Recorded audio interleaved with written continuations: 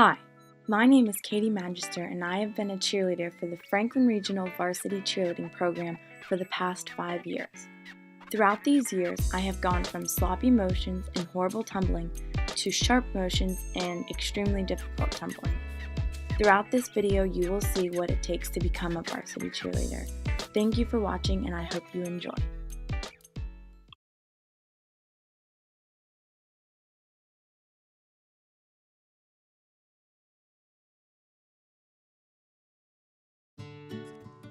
Here is what we would do on a typical day before we start practice.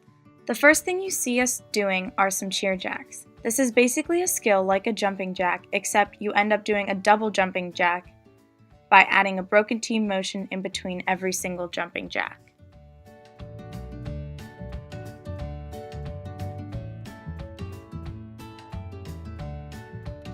Now that our bodies are warmed up, we now need to stretch our legs out so we don't injure any muscles during practice. While we are still standing up, we spread our legs apart and take our arms and bodies down to the right and then to the left and towards the middle. This stretch will stretch most muscles in our legs, especially the hamstrings and quadriceps. Now we need to do the same thing on the floor. To do this, we must give ourselves a hug with one arm and then lean to the side that our arm is around. This not only reinforces the stretch on our legs, it stretches out our arms and sides. Reaching down the middle in this stretch allows our hips to be open and to stretch our hips and hip flexors so we don't injure them during toe touches and other tumbling activities. Next, still on the floor, we put our legs together to form a pipe, leaning over to grab our toes to help stretch our backs and even hamstrings again. Stretching our backs will help prevent injury during tumbling and stunting.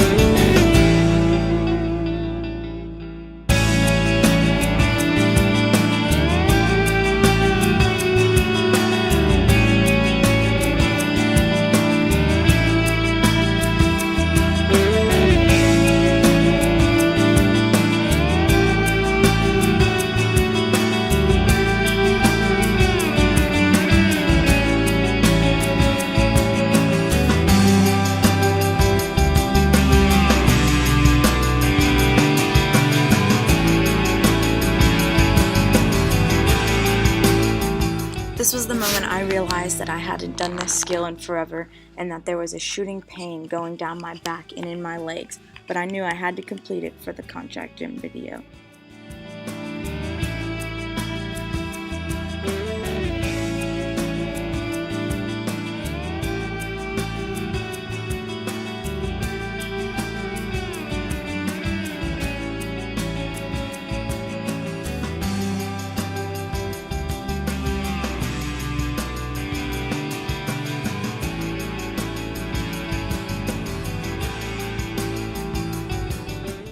The next aspect of cheerleading is tumbling. Tumbling is probably one of the most difficult aspects of cheerleading. It combines technique, muscle strength, and a lot of training to be able to throw some of the skills on command, not to mention the mental aspect of tumbling, which is what makes tumbling so difficult for me. The first skill that I learned as a young cheerleader was a front walkover. This helps you get the basics of every other stunt or tumbling sequence that you're going to throw. Being able to do a front walkover will help you be able to connect round-offs, handsprings, and tucks. A front walkover can be done multiple ways. I will show you two, the first one being the easier one and the second one being a bit more challenging.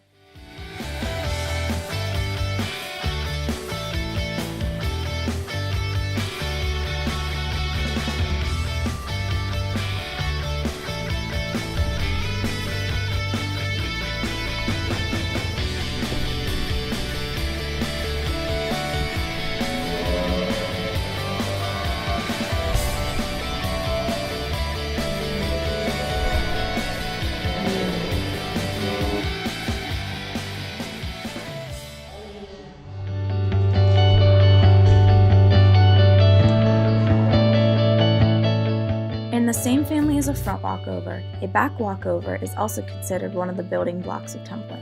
It is essential to learn a back walkover because a back walkover will help you learn how to do a back handspring and a back tuck, and so on.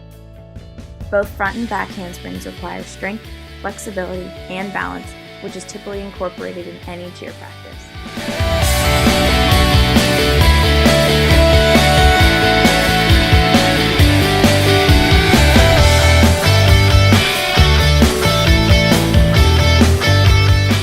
After mastering the back walkover, I was able to move on to a back handspring.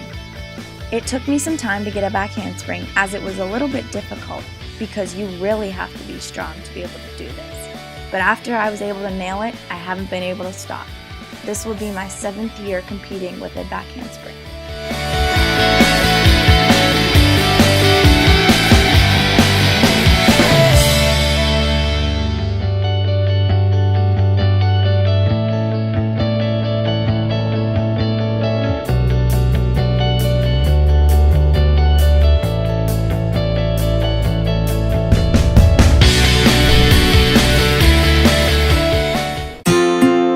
The last standing skill that I have is a standing tuck. This has become the most difficult skill for me to master simply because I am so tall and physics does not allow me to flip myself in the air that easily. I have been working on the standing tuck for the past 3 years and it has been a journey. When I first landed it my sophomore year of high school, I was thrilled and thought I was going to have it forever.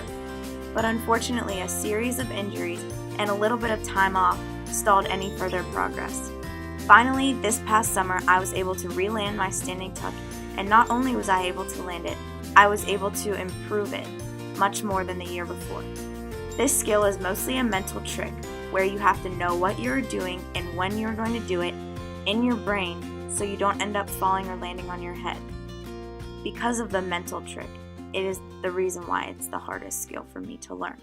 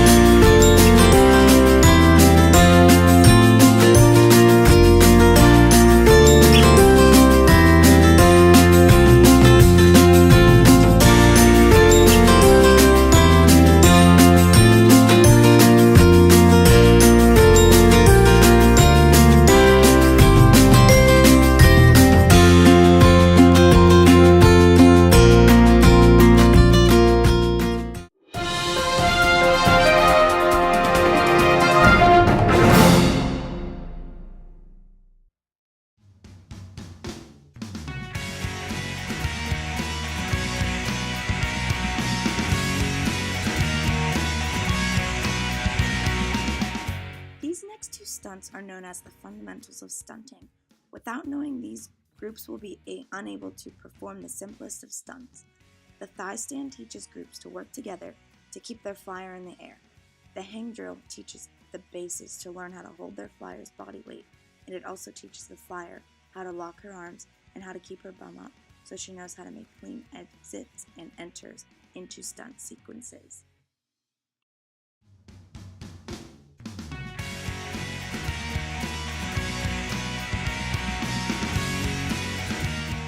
The elevator, or prep as they call it, is one of the most simplest stunt sequences that a group can perform. This stunt is usually incorporated into pyramids so that the mids can hold up the person in the center of the pyramid. The elevator uses all of the main aspects of cheerleading: flexibility, strength, and coordination. Together, this stunt is one of the cleanest and most attractive stunts that we can do.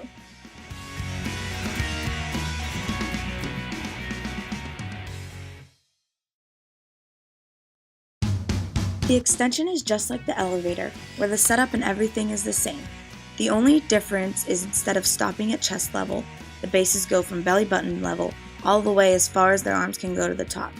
Just like the elevator, the extension is also used as a pretty stunt, where coaches can use it in routines and chants for football games and other activities like that.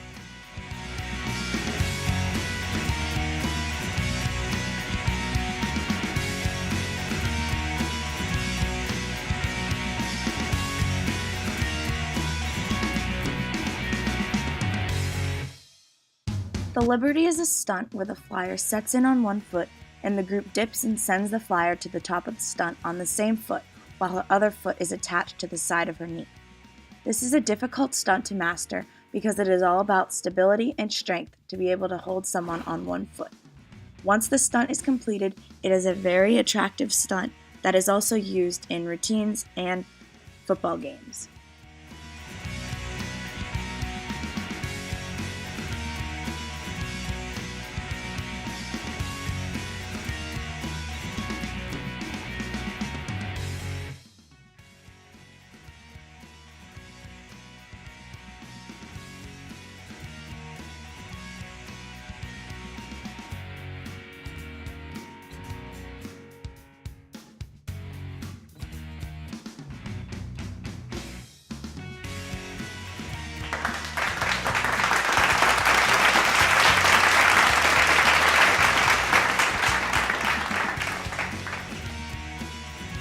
Sometimes stunts don't always work out. This attempt at a full-up was actually pretty close. Just to give an idea about what a full-up is, the flyer starts in a hang drill position. When the back spot says to go, the base spins one of her foot and the rest of the body follows all the way to the top. This stunt makes a difference in my opinion between a Friday night football team and an elite competitive cheerleading team. This may be my favorite stunt to do because personally I think it is the prettiest and overall most difficult stunt to perform.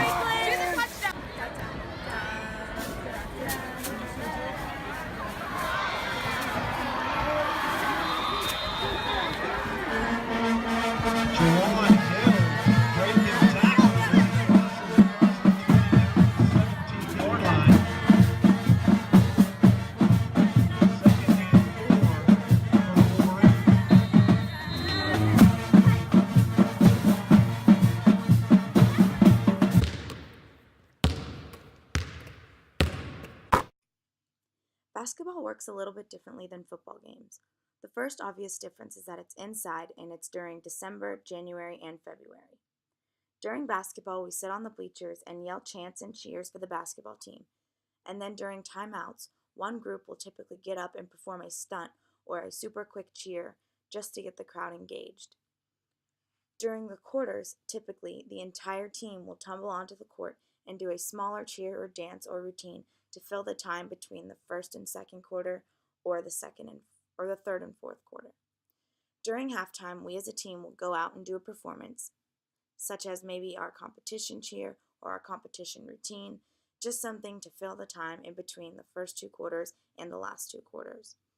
I'm not usually a fan of basketball, just because it's during a very busy time of the year because we have our competitions going on, and it's usually whenever we have a lot of hard classes and tests going on, but most of the time, we as a team will figure out a way to make it all work.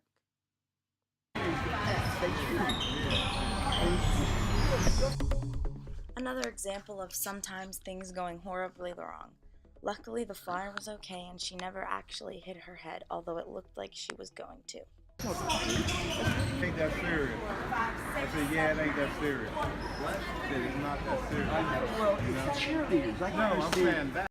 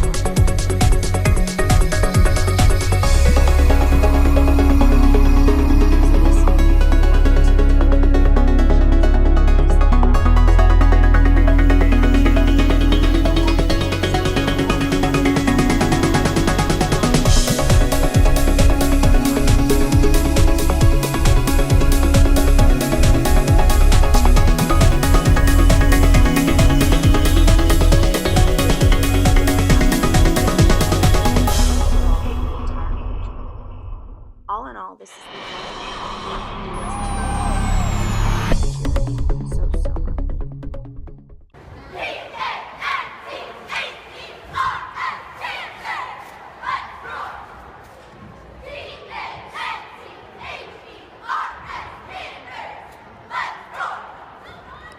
This was our first competition of the 2017 cheer season. This competition took place at Catie, and we ended up placing first. Unfortunately, we ran against one other team, but it was still a good milestone for us as our first competition with our new coaches.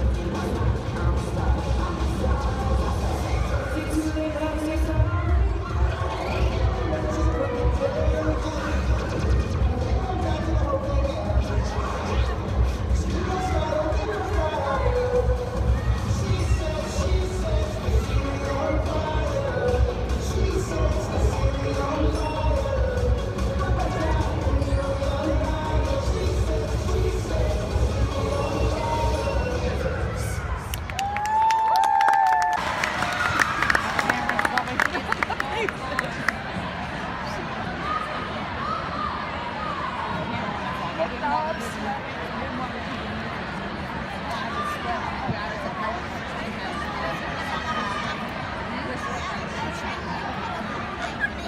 was a competition for the state qualifier in field high school. Unfortunately, we ended up competing although our team didn't win the battle. We had hoped we could be finals, but this was the end to our season, and we were no longer competing for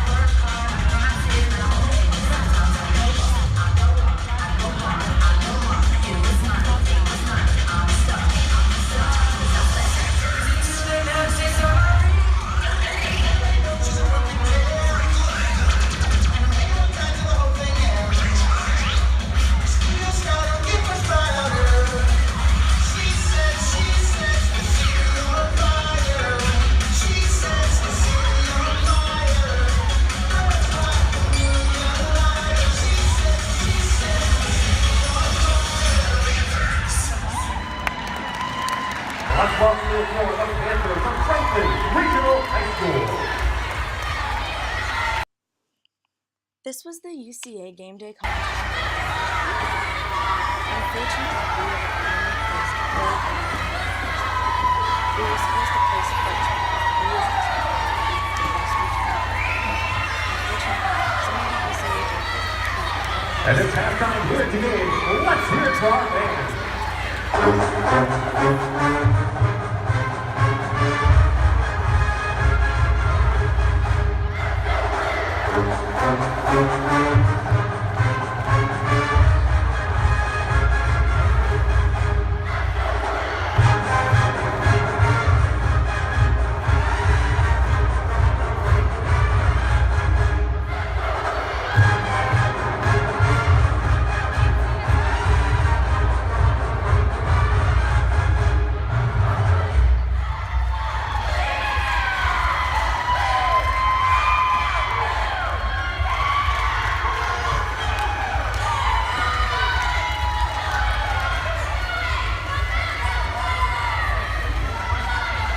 It's third down. Let's hear it from our defense.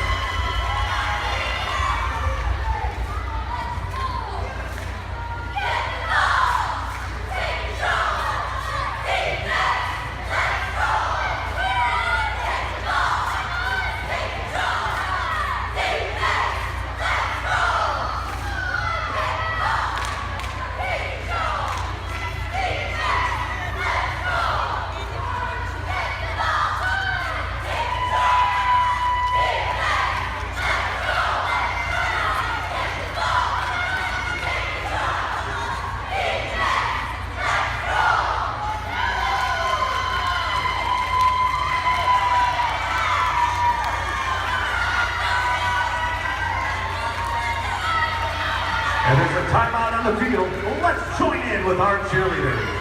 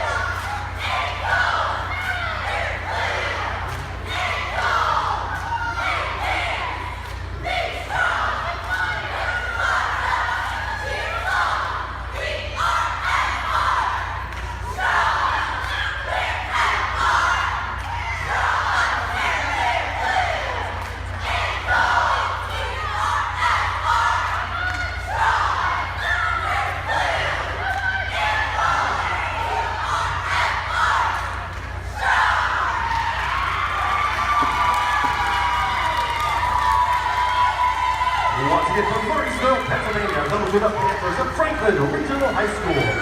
On deck we have... Thank you for watching my contract gym video. I hope this gave you an insight into what Franklin Regional Varsity Cheerleading is really like. Each aspect of cheerleading builds upon the other, and it is, in my opinion, one of the most difficult sports. We unfortunately do not get the recognition that we deserve, especially because cheerleading is one of the most dangerous sports, even worse than football. Also, with our combined time spent cheerleading, it is crazy. Cheerleading has been in my life since honestly before I was born, and my parents say that I was born to be a cheerleader, just like my sister and my mom. Thanks again for watching. Love, Catie.